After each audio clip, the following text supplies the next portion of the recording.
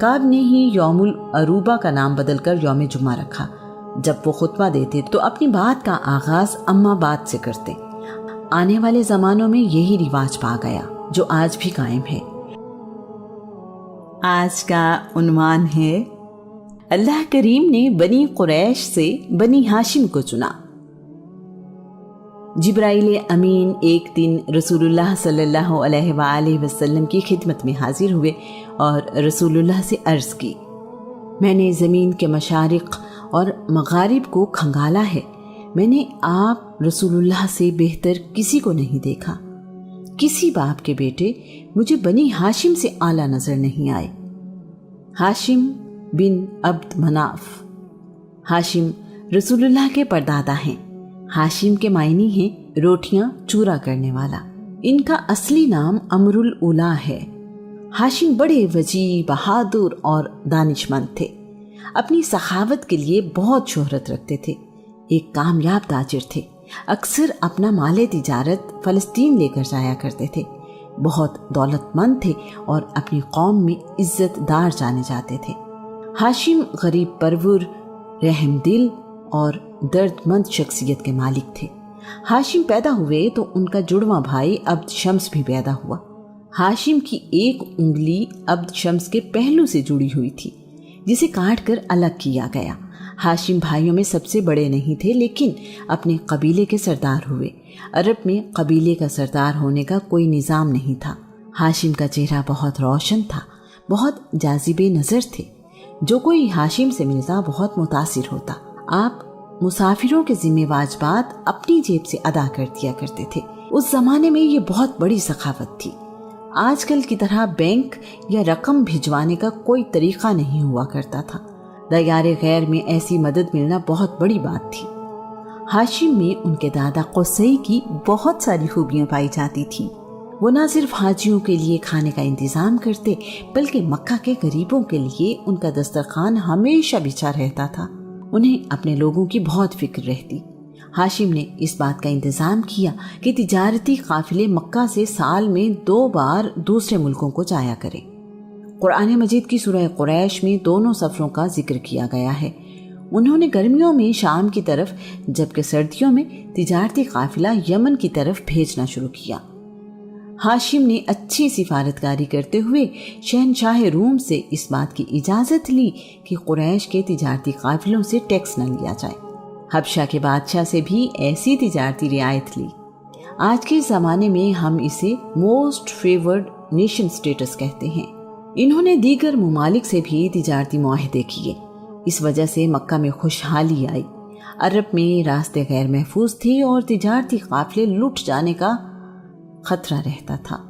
ہاشم نے بذات خود پورے عرب کے دورے کیے، قبیلوں سے معاہدے کیے کہ وہ قریش کے قافلوں کی حفاظت کریں گے، جس کے بدلے میں قریش ان قبیلوں کے پاس خود جائیں گے اور تجارتی خرید و فروخت کریں گے۔ ان معاہدوں کی وجہ سے قریش کی تجارت محفوظ رہی۔ ایک بار مکہ میں سخت قحط پڑا، نوبت فاقوں تک پہنچ گئی۔ لوگوں کو کھانے پینے کے لیے کچھ نہیں ملتا تھا۔ ہاشم مکہ سے شام گئے، وہاں سے خشک روٹیاں اور اناج خرید کر لائے۔ مکہ واپس آئے تو حج کے دن تھے۔ مکہ والوں کے علاوہ پورے عرب سے لوگ آئے ہوئے تھے۔ روٹیاں بنتی، اونٹ ذبح ہوتے اور لوگوں کے لیے دسترخوان بچھے رہتے۔ دعوت عام تھی کہ سب اپنی بھوک مٹائیں۔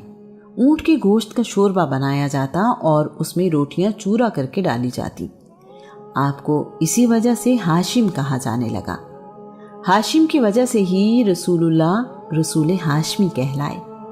ہاشم کو اپنے لوگوں کی خدمات کی وجہ سے ابو البطحاء اور سید البطحاء بھی کہا جاتا ہے۔ بطحاء وادی مکہ کا ہی نام ہے۔ ہاشم نے یثرب یعنی مدینہ منورہ میں بنی خزرج کے ایک خاندان بنی نجار کی خاتون تاجر سلمہ بنت عمر سے شادی کی۔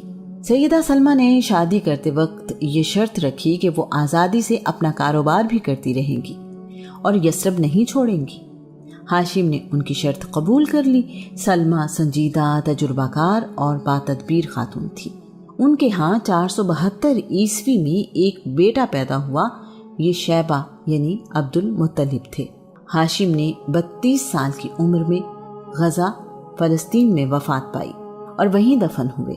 ہاشم کی عبد المطلب کے علاوہ اور بھی اولاد تھی، لیکن بعد میں ہاشم کی اولاد میں صرف عبد المطلب کی نسل ہی باقی رہی۔ عبد المطلب بن ہاشم۔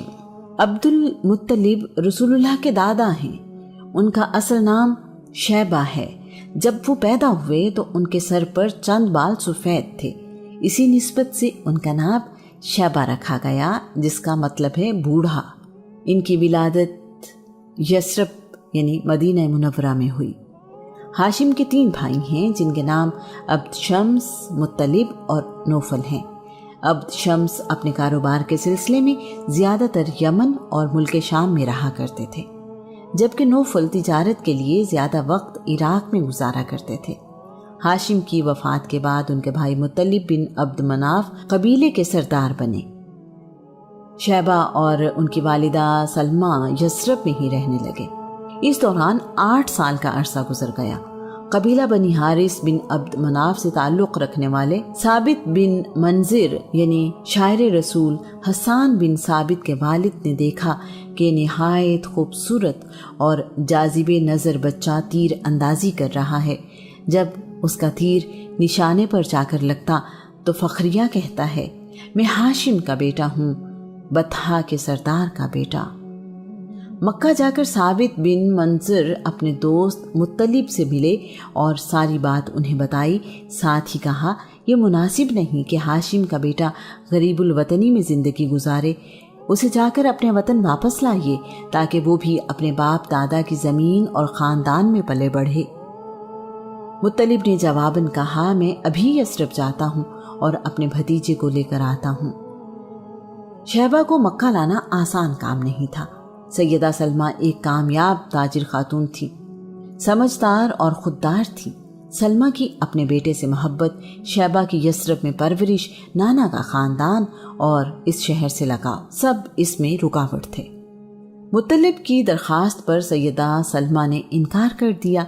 مطلب 3 دن یثرب میں رکے رہے۔ آخر کار انہوں نے اپنی بھابھی کو قائل کر لیا۔ سلمہ نے خود تو مکہ آنے سے معذرت کر لی، لیکن بیٹے کے مستقبل کی خاطر مطلب کے ساتھ مکہ بھیج دیا۔ مطلب مکہ میں داخل ہوئے تو شیبہ ان کے ساتھ اونٹنی پر سوار تھے۔ آپ جدھر سے گزرتے لوگ پوچھتے، یہ کون ہے جو تمہارے ساتھ اونٹنی پر سوار ہے؟ مطلب جواب دیتے، یہ میرا عبد یعنی غلام ہے۔ مطلب اپنے گھر گئے تو بیوی کے پوچھنے پر بھی یہی جواب دیا۔ شیبہ کو نہلا دھلا کر نئے کپڑے پہنائے گئے۔ مطلب ان کو لے کر باہر آئے اور اعلان کیا، یہ شیبہ ہے، میرے بھائی ہاشم کا بیٹا۔ عبد المطلب یعنی مطلب کا غلام ایسا مشہور ہوا کہ شیبہ اسی میں گم ہو گیا۔ تاریخ انہیں عبد المطلب کے نام سے ہی جانتی ہے۔ ہاشم کی وفات کے بعد ان کی ساری ذمہ داری ہاشم کے چھوٹے بھائی مطلب نبھاتے رہے۔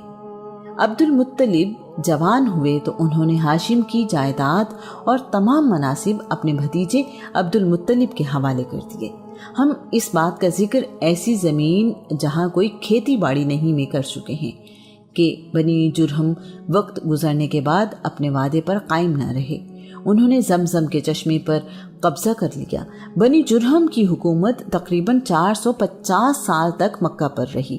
مکہ آنے والے حاجیوں پر ان کا ظلم اور زیادتیاں بہت بڑھ گئیں تو اللہ کریم نے ان سے حکومت چھیننے کے انتظامات کر دیے۔ عبد المطلب سے 500 سال پہلے بنی جرہم، بنی اسماعیل اور بنی خزاعہ میں لڑائی ہوئی۔ اس وقت بنی جرہم کا سردار عمر بن حارث جرہمی تھا۔ بنی جرہم کو جب اپنی شکست یقینی نظر آئی تو انہوں نے کعبہ میں موجود نوادرات چشمہ زمزم میں پھینک دی۔ کعبہ میں موجود سونے سے بنے ہوئے 2 ہرن، قیمتی تلواریں، زرہ اور دیگر قیمتی سامان بھی چشمہ زمزم میں پھینک دیا۔ اس کے بعد انہوں نے چشمہ مٹی سے بند کر دیا۔ وہ نہیں چاہتے تھے کہ فاتح قبیلے اس چشمے سے فائدہ اٹھا سکیں۔ مکہ میں رہنے والوں کی 40 نسلیں اس دوران گزری۔ مکہ کے لوگوں کے ذہن سے زمزم کی یاد ہی مٹ گئی۔ عبد المطلب ایک رات حتیم میں سو رہے تھے کہ خواب میں کسی نے چشمہ زمزم ڈھونڈنے کو کہا۔ وہ ایسا خواب 3 رات دیکھتے رہے۔ انہوں نے 4تھی رات بھی ایسا ہی خواب دیکھا۔ عبد المطلب اپنا خواب یوں سناتے ہیں۔ میں نے خواب میں پوچھا زمزم کیا ہے؟ مجھے ہدایت دی گئی کہ زمزم آپ کے دادا اسماعیل کی میراث ہے۔ یہ پانی کا چشمہ ہے، اس کا پانی نہ تو ختم ہوتا ہے اور نہ ہی اس کی مرمت کی جاتی ہے۔ اس گھر کا حج کرنے والے اس سے پانی پیتے ہیں۔ یہ کعبہ کے اندر گوبر اور قربانی کے جانوروں کے خون کے درمیان کی جگہ میں واقع ہے، جہاں کالا کوا اپنی چونچے مار رہا ہے، چیونٹیوں کی بستی کے بالکل قریب۔ اسی خواب میں عبد المطلب سے کہا گیا یہ پانی تمہارے پینے کے لیے ہے اور تمہارے بعد تمہاری اولاد کے پینے کے لیے ہے۔ اگلی صبح عبد المطلب اپنے بیٹے حارث کو ساتھ لے کر یہاں پہنچے۔ اس وقت تک عبد المطلب کا ایک ہی بیٹا تھا۔ لوگوں نے عبد المطلب کا مذاق اڑایا۔ عبد المطلب کو احساس ہوا کہ ان کا ایک ہی بیٹا ہے تو انہوں نے 10 بیٹوں کے لیے دعا مانگی۔ کعبہ کے صحن میں جہاں جانوروں کی قربانی کی جاتی تھی اس کے قریب ہی ایک کوا مٹی میں چونچ سے کھدائی کر رہا تھا۔ اس کے پاس چیونٹیوں کا بل بھی نظر آیا۔ کھدائی کرنے کے لیے کدال ان کے پاس تھی۔ یہ کوئی آسان کام نہیں تھا۔ مکہ کے لوگ اس بات کے مخالف تھے، انہیں یہ سب بیت اللہ کی بے حرمتی لگتا تھا۔ عبد المطلب نے کسی کی پرواہ نہ کی اور اپنے بیٹے کے ساتھ کھدائی شروع کر دی۔ نرم مٹی ختم ہوتے ہی یہ کام اور بھی مشکل نظر آنے لگا۔ ایسا لگتا تھا کہ یہ کوشش بے معنی ہے۔ جب کھدائی کافی گہرائی تک ہو چکی تو پانی کی وجہ سے زمین کی سطح گیلی نظر آئی۔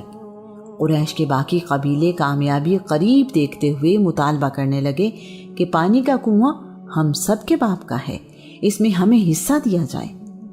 عبد المطلب نے صاف انکار کر دیا۔ انہوں نے کہا یہ اللہ کا مجھ پر انعام ہے، میں کسی اور کو اس میں شریک نہیں کروں گا۔ جھگڑا زیادہ بڑھا تو طے پایا کہ ہم کسی سے فیصلہ کروا لیتے ہیں۔